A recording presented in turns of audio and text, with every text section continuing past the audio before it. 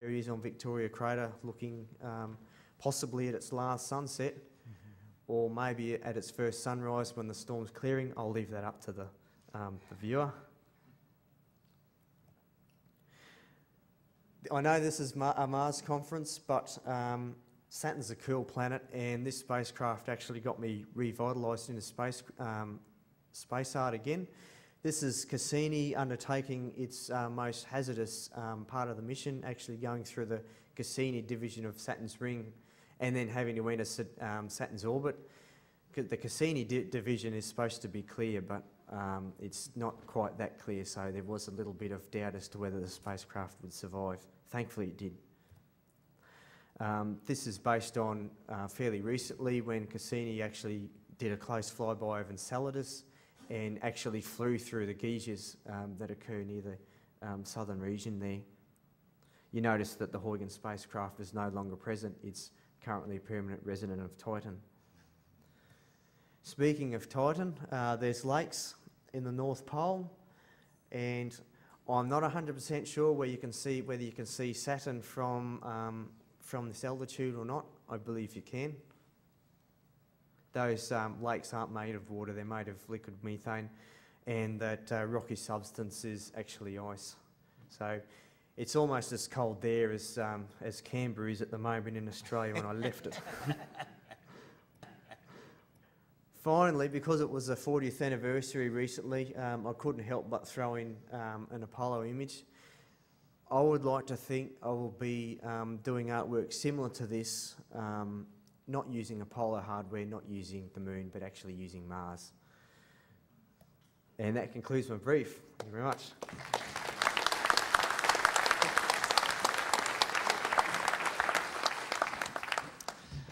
Now we move from two-dimensional art to the realm of film. George.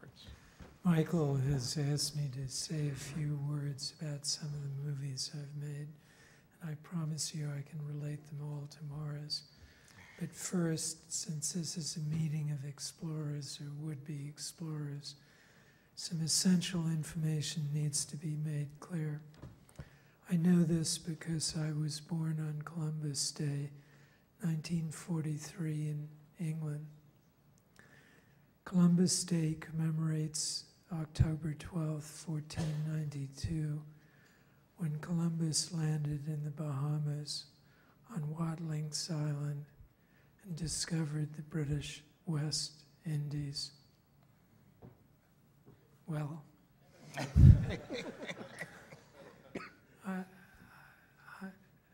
the first film I made, and I'm the unlikely man who did it, was called Pumping Iron. And I made that movie because no one else would touch Arnold Schwarzenegger. He'd been living in Hollywood for 5 years, and no one wanted or had any interest whatsoever in making a film about him.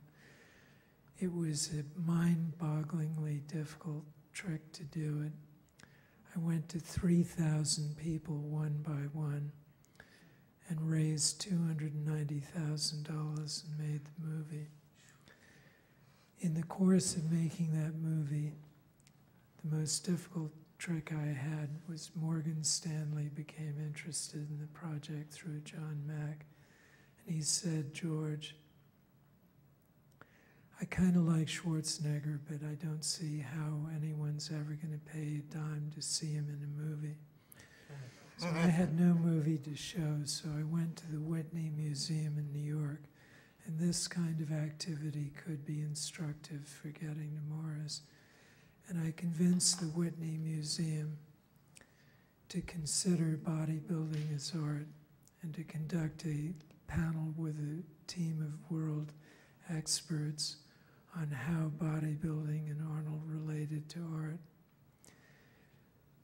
The Whitney Museum thought I might get 500 people there, and I thought I might get 600. And the night of the screening, there was a ferocious blizzard in New York, and I thought my goose was cooked forever. Someone came up to me, because I was on the second floor of the museum getting the chairs set up, said, "George, you better check the audience outside." There were 8,000 people banging on the doors of the museum to get in. Now, to give you an insight into Arnold Schwarzenegger, a couple of months after that, Candy Bergen was in a car with me, and she said, "George, Arnold's gone exactly as far as he is going to go. His career is over, he's done it all." And I said, "Candy, one day Arnold Schwarzenegger will be governor of California."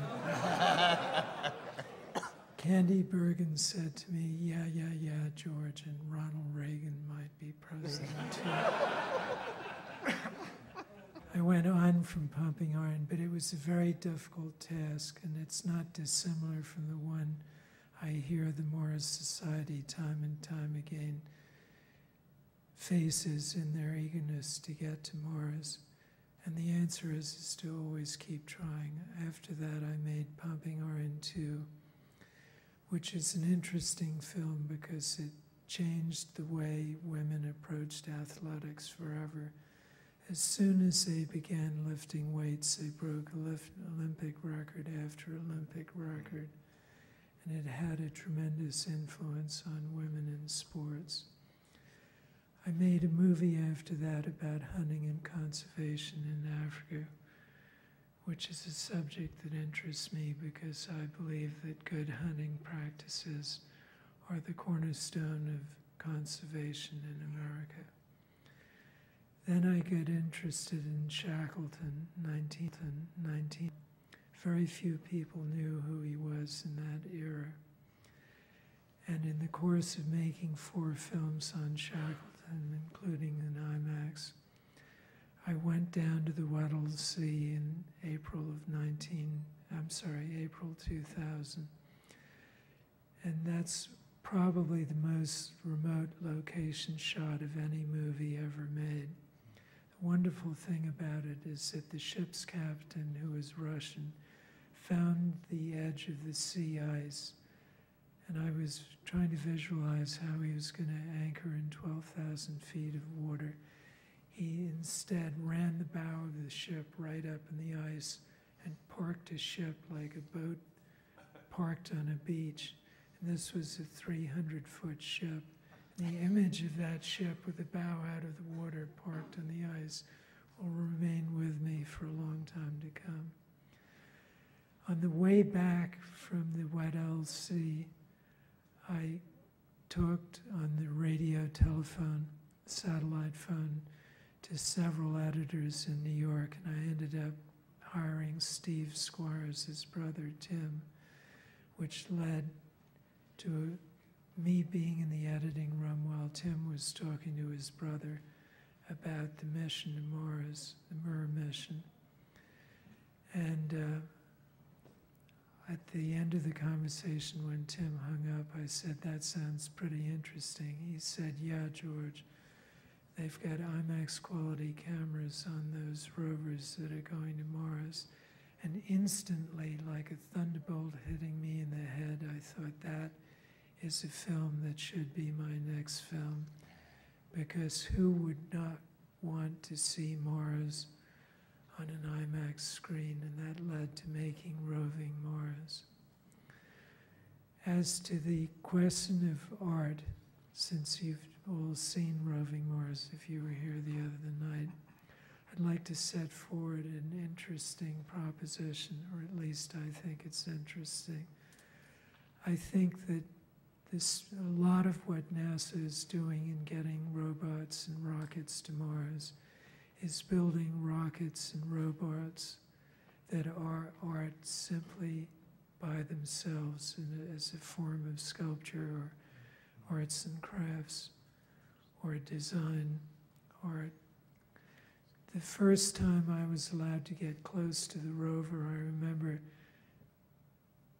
just trying to reach out, almost as if I could touch it without touching it. And the NASA people let me get really close because they thought I was setting up a shot for the camera, when what in fact I was really doing was in awe, getting closer and closer to spirit.